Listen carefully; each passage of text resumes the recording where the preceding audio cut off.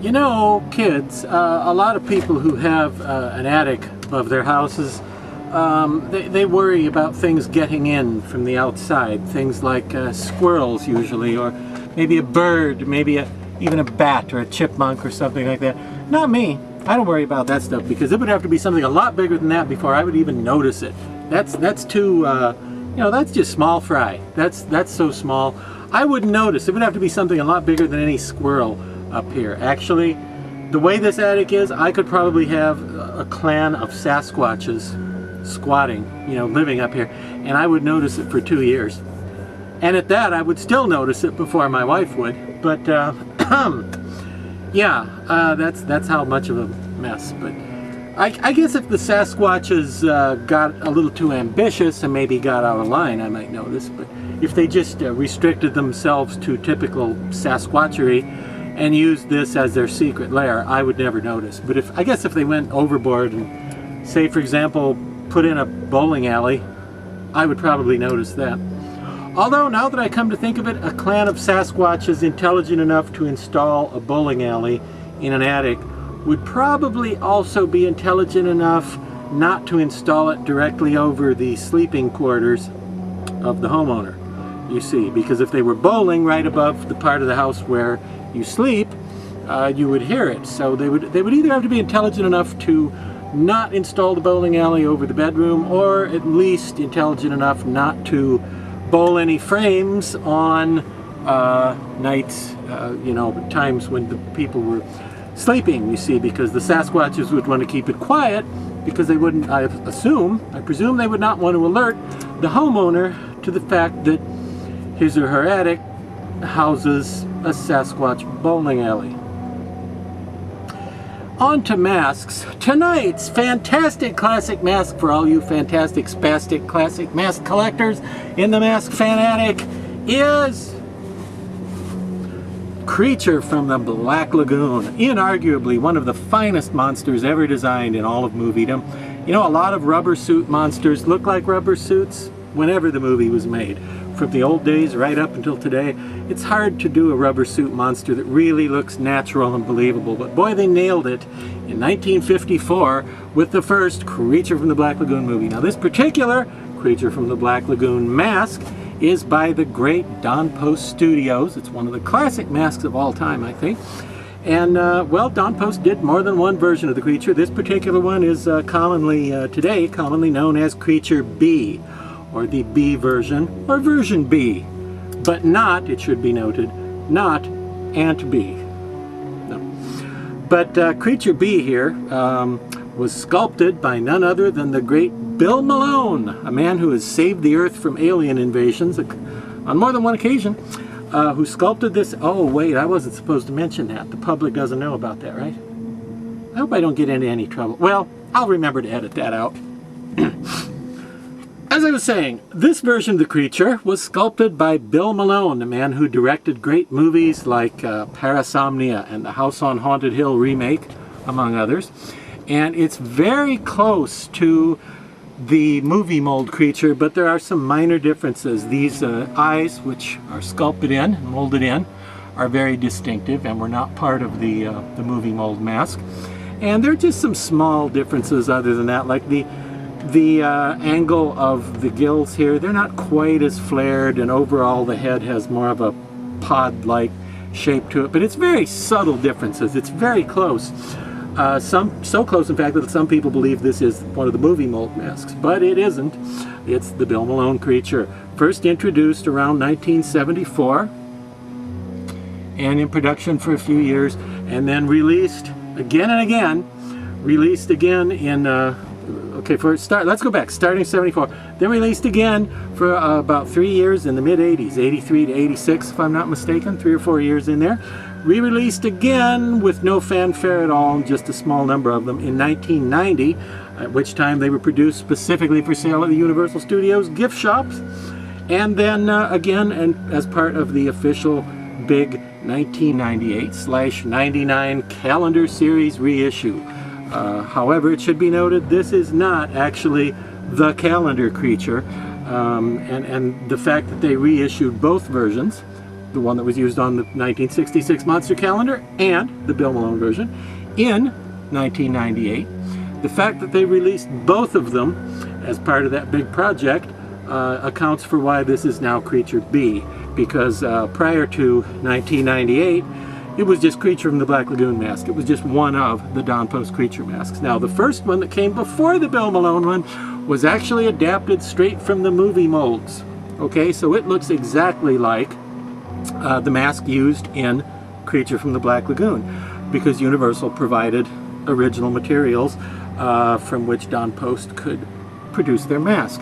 Now, in the movie, there are two different masks used because the guy playing the creature on land was a big guy, and the guy playing the creature underwater was a smaller guy, but was an excellent stunt swimmer.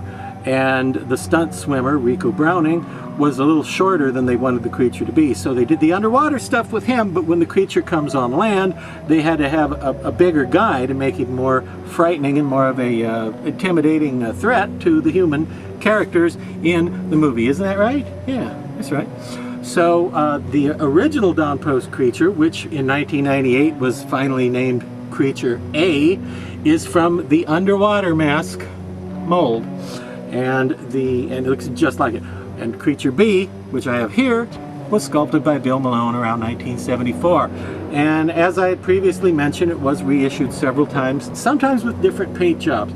The Bill Malone creature was actually the first really high quality Halloween mask that I ever owned. I had some cheap ones before then, like all the kids did, but this was my first like big, really collectible kind of mask, was the Bill Malone creature.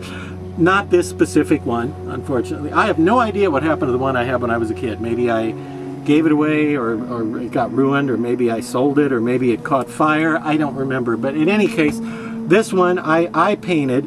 I scored an unpainted casting from a friend online, and I painted this one myself to look kind of like I remember that one looking back in a million years ago, back in the, in the day, in the 70s. Yeah, which at that time, the creature masks were dark green. I don't know how dark this is going to look because I see a lot of light up here in the attic this evening, so maybe this looks brighter than it is, but it's actually pretty dark.